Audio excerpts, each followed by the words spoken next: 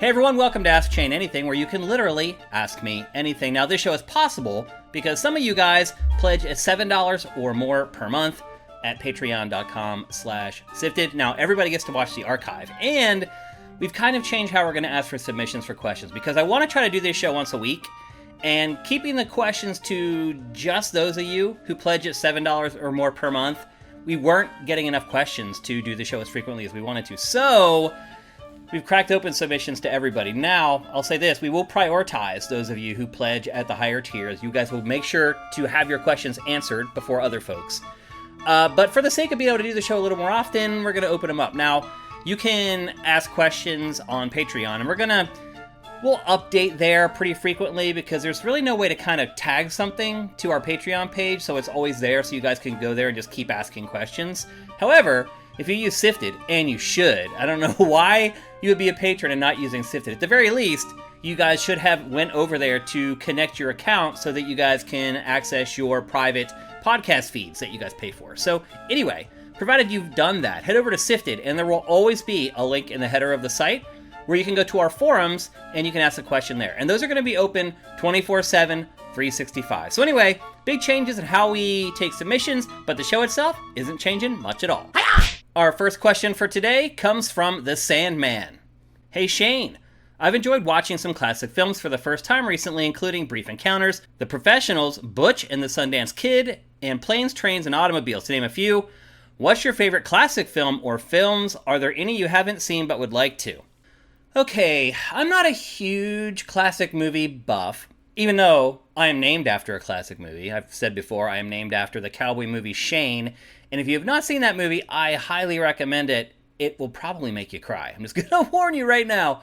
So obviously I have an affinity for that, but I think a lot of the classic movies, maybe I'm wrong for saying this, and I think my RTF professors, radio, television, and film professors at Temple, would get angry if to see me say this or hear me say this, that I don't have an appreciation for a lot of classic films. They just don't resonate with me, even though I've watched pretty much all of them, because a lot of the classes at Temple, you would study them. So I've watched a lot. Obviously, I like Shane. I mean, if the 70s and early 80s are classics, then, I mean, the first two Godfather movies are incredible. The third one, not so much. The second one of the best films ever made.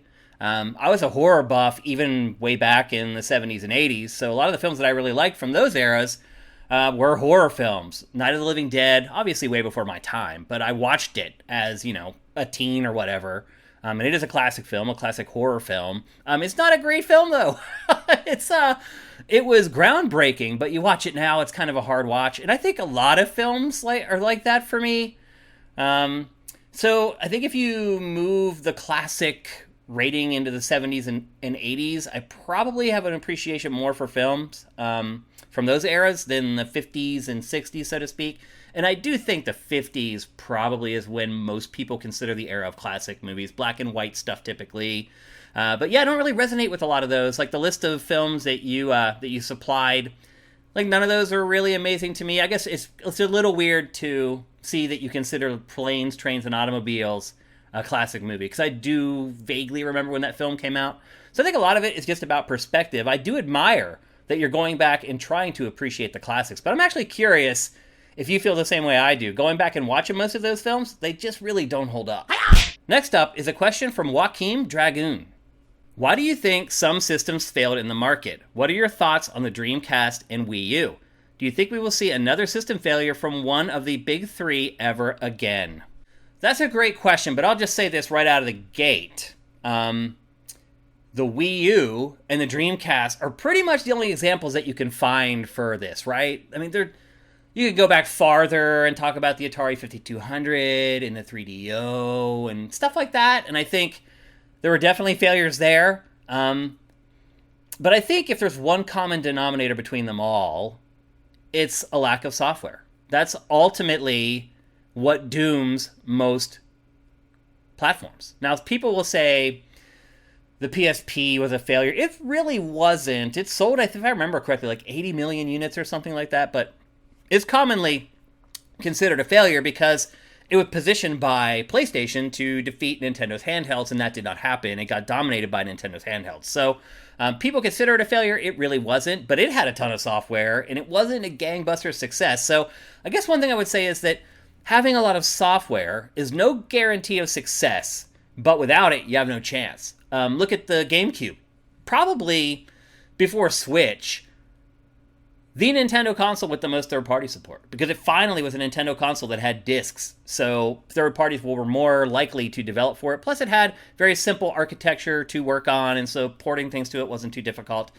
So, generally, consoles don't fail in the modern era. Now, going back to the Wii U and the Dreamcast, I mean, the Dreamcast definitely was software, but there was a hidden reason as well, and that was the PlayStation 2. It was doing okay software-wise until the PlayStation 2 launch. And then once that happened, all the publishers and all the developers just immediately started prioritizing PlayStation 2 games. And obviously the PlayStation 2 is more powerful than the Dreamcast. It was difficult to make games for both the Dreamcast and the PlayStation 2. And so the Dreamcast just kind of fell by the wayside. It lost third-party support.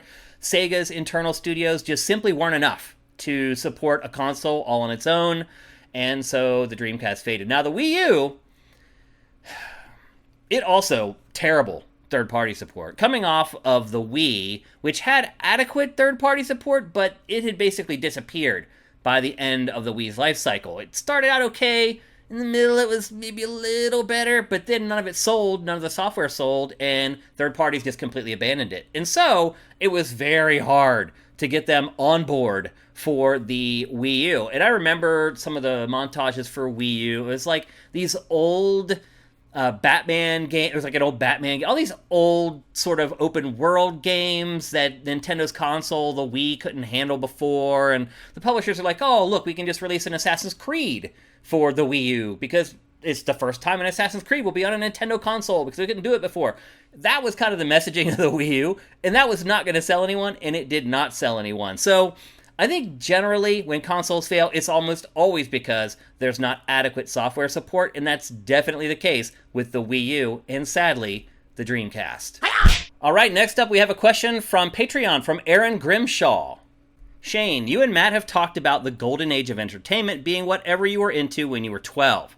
How do you think this will work with the current generations that have far more content than we ever did? Aaron, that's a great question. I will just say this. So, how do I word this?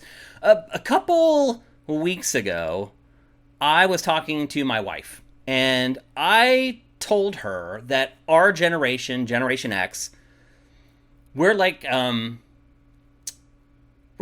rats in the Skinner box. We're like the first people to grow up in this information age, this age where you have access to everything all the time. When I was a kid, before the internet existed in the 90s or whatever, it was completely different. Your disposition was different. And I feel like for the first 20-ish, 25 years of this, it was fine. But I feel like now I'm starting to reach overload on just everything. I think what's happened with the digital age and having access to everything all at once is that there's an accumulation effect of it. Like, for the first 20 or so years, I was just soaking up everything I could. And then I reached sort of a zenith with the internet where I'm like, you know what? I've kind of learned most of the stuff that I want to learn. I still have a lot to learn, but it's not necessarily stuff that I would pursue and want to learn.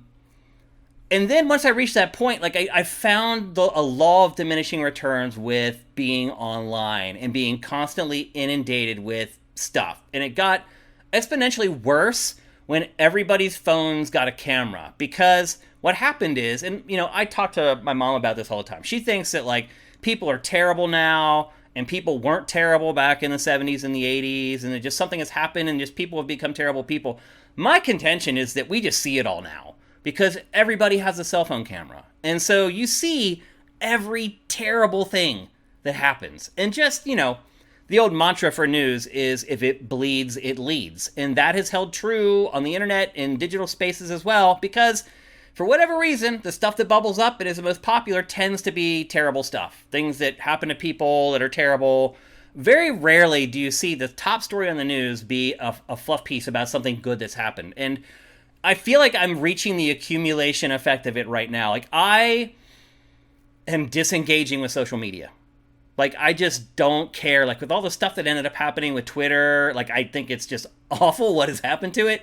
And all I'm seeing now are, like, the worst opinions bubbling up in every conversation that I'm in. Literally, like, the worst ones are always pegged at the top of every conversation. So I've lost faith in Twitter. I lost faith in Facebook a long time ago. Like, I usually just use that to, like, wish my old high school friends, like, happy birthday or whatever. So I have been disengaging from social media. You may have noticed, or maybe not, but I tweet, like, once a month now. Like, I use Twitter for Sifted, and that's pretty much it. So, to rewind to your question, what's going to happen to these kids who have been inundated with everything? Because they're consuming all the stuff that we consumed way back, 10, 20 years ago. They're consuming that, plus all the new stuff. They don't already know what we know. They have to learn that stuff first. And so, my fear is that once these kids get to a certain age, they're going to be like me. They're going to be like, I can't take this anymore. And maybe they're going to be the generation that's like, not pulling the plug, but maybe establishing healthy boundaries for people who go through life dealing with the digital landscape like everybody does at this point. So maybe they'll be the ones who can curtail it the way it probably should be curtailed. But I also feel like you're going to end up with a lot of awesome people. Most importantly, like the stuff that was available to me back when I was 12 or 13, like it was just, there was like 5 TV stations to watch. Like, you absorbed what you had access to like a sponge, but these kids, they absorb like a sponge too, but now they have access to so much more. And so I think it's only going to diversify their thought. It's only going to diversify their feelings. It's only going to make them work better with other people. It's only going to make the global community better. That part of it, I think, is great, but I do think that there's a saturation point for just this constant inundation of images and video and stories and comments and anger. And I just feel like everyone's going to eventually get to a breaking point, and I have a feeling that the younger generations might hit it younger than we do. All right, our final question for today's episode comes from Patreon from Scorpio's Finest. Hey Shane, I know you were on the electronic and rave scene back in the day when it was more of a thing. I'm positive you have seen some wild stuff while out at parties. What's one of the wildest things you can remember?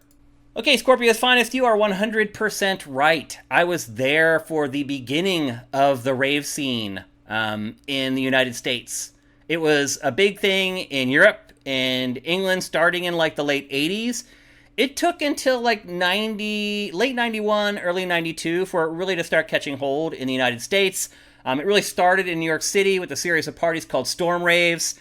Frankie Bones and Adam X, it was a group of people in New York City that threw those.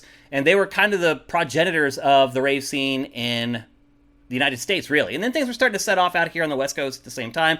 But things were different then. So it's interesting that you say back when it was a thing. Back then it wasn't a thing. It was so underground. Now it's a thing. Like now the raves are like 100,000, 200,000 people. It's completely changed. Back then, the biggest parties were like 500 or 600 people. Well, I'm going to tell you one story, and I literally have thousands, I'm not exaggerating, thousands of stories from those days of going to raves. But I'll tell you one. There was a party, and I believe it was New Year's Eve 1995. It was a party in Baltimore called Resolution. It was a New Year's Eve party. As I said, all the raves before then had been like 400 or 500 people. And like, it was the stereotypical thing where like you get a flyer and you'd be driving out in the middle of nowhere. There was no MapQuest back then. Like you had to like write down directions on a piece of paper before you left and just hope that they were right. It was a different time. Anyway, so New Year's Eve 95, this party company called Ultra World throws this rave called Resolution in Baltimore on New Year's Eve. And it was billed as to finally be the rave that we had seen in Europe in the United States. And we got there, and it was pretty accurate. It was gigantic. It was too big, because the scene just wasn't big enough yet to fill it up. Like, there was like 4 rooms of music, and like 3 of the rooms were only like half full. Like, it was just so new, like they kind of overdid it. But one thing I'll remember is we had a blast. It was amazing. It was like, finally what we had wanted to like attend, that we had seen in all these magazines in Europe for years and years. We're like, finally, this is happening in the U.S. So that part of it was awesome, and me and my friends, we had a great time. But the one thing I remember is the way the venue was. There was like a hub where you first walked in the door, and there's like where people walked in with their tickets and everything, and then from there like the party like sprung off. So there was like a room over here and a room over here and a room way back there, and then there was this hub area in the center, and there were a bunch of soda machines there at that hub area. And at first they were awesome because if you were thirsty you could walk up and get a soda, and there was one that had like juices and stuff. It was pretty sweet. And so we went out and had a good time, and like the things are like winding down, and me and my crew were like walking back to the area where you go to walk out. And we're kind of scoping things out, like trying to figure out if there's gonna be an after party, whatever. And we come up to the soda machine area, and what had happened was, I don't know if people had tried to steal the sodas out of the machines, because things got crazy at that party. It was really dark and just lasers everywhere, and like it was out of control basically. So we get back there, and there's a flood around the soda machines. And again, I have no idea how, but the water was probably, I don't know, like 4 or 5 inches deep, and so dirty that it was just brown black. And there were people rolling around in that disgusting water, like naked, like girls and guys. And I was like, again, we had seen what raves were through magazines. There was no YouTube or anything, like, so we would buy these magazines, like one was called The Face from Europe. And we'd only learn about this stuff from those magazines and music magazines and things like that, Melody Maker, stuff like that. And so to see it with our own eyes, we were like, oh my gosh, the real thing's here. All right, that's it for Ask Shane Anything. Again, I say all the time, I have stories that you would not believe. You just have to ask the right questions. So again, this is technically possible because of the people who pledge us $7 or more per month. Thank you, people who do that. Thank you so much. As a patron, if you're not hitting that tier, you should thank your fellow patrons who are bucking up the money to do this show if you enjoy it. But like I said, we have changed how we're submitting questions, so we'll ask for you guys here on Patreon. But I really think you guys should go over to sifted.net and become a part of the community there, because it is awesome. It is a utopia for older people who enjoy video games. So go over there, and if you are, there is a link on the header that you will always be able to go to ask me questions. If something pops into your head, you're like, oh, I'd like to ask Shane that, just head over there, go into the forum thread, put it in there, I'll see it, we'll sort it out. So anyway, as you're watching this, I am probably unconscious right now from anesthesia. I'm recording this the day before, but as you're watching this, I am actually having surgery this very moment. Chances are. So if you're watching this or listening to this, maybe send me some good vibes. Still don't know what's going to be up with Game Face or the other stuff. Like, I'll have to see how I feel after I get out of the procedure today. But I just want to thank all you guys for your understanding and all for your support. So we'll be back soon. Shane out.